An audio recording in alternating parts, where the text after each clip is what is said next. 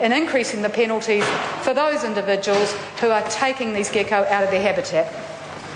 Mr. Speaker. The Honourable Nick Smith. Mr. Speaker, I think we're all pretty familiar with the very unique range of flora and fauna that only exists in these islands of New Zealand that makes us particularly vulnerable to those from overseas that would like to either steal our tuatara, our gecko, the wide range of bird species that only exist in New Zealand.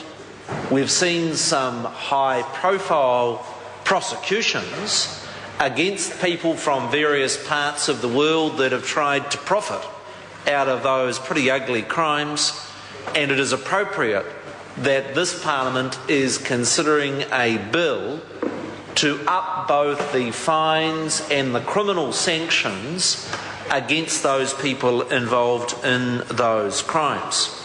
I want to join with others and commend Jackie Dean, a Member of Parliament for one of the most spectacular parts of the country, through both South Canterbury and North Otago in that Waitaki area. I think her practical passion for conservation is what typifies this government's blue-green approach of wanting to be pro-jobs, pro-the economy, wanting to be a successful, innovative country, but at the same time wanting to ensure we look after that which is precious. I want to respond to a couple of the challenges that have come from members opposite on this bill, and firstly from Green MP Eugenie Sage. And she questioned the authenticity of this bill on the basis that the Minister of Conservation, Kate Wilkinson, who's doing a great job, had said that this was an area that needed to be addressed. And somehow the Green MP is concerned that a government MP has taken the initiative and picked up on the work and the comments that have been made by Kate Wilkinson. Well, we're a team. And yes, we have ministers doing some pretty good work in this space, but we also have strong and capable backbenchers that are complementing that work with this sort of bill. Equally so, we've had the tired old rhetoric from a couple of Labor members saying, hey, this is a great bill, but National's not spending nearly enough on conservation. Well, I say that's a bit tired. Don't they know that this government faces huge economic challenges, that there is no way that anybody could sensibly promote the ongoing increases in public spending?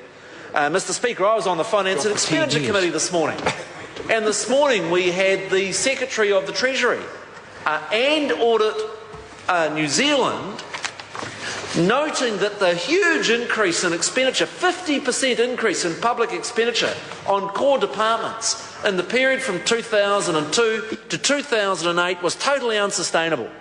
And it is absolutely true that whether it's the Department of Conservation, right across the board, this government has had to pull in government expenses, and that's why it's so unfair and uncharitable of members opposite to give the Minister of Conservation a hard time for her pulling her weight and doing her share to get this country's books back in balance.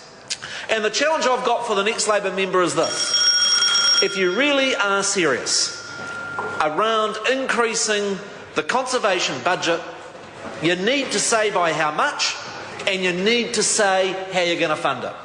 These hollow words, where I've had spokespeople right across the Labor benches, I don't care whether it's broadcasting, heritage, conservation, education, health, foreign affairs, they all say the government's not spending enough. And my simple challenge to members opposite, whether it be in conservation or any other way, is show us the colour of your money. Say it with conviction and commit a future Labor government to increase levels of spending rather than these weasel words of, oh, you're not spending enough, but not being prepared to commit to how much you would spend. It is not good enough for Labor members not to say how they would fund their increases in expenditure. This bill from my colleague Jackie Dean is part of this government's sensible conservation agenda. She should be commended, and this bill should be supported. I call the honourable member Charles Chauvel.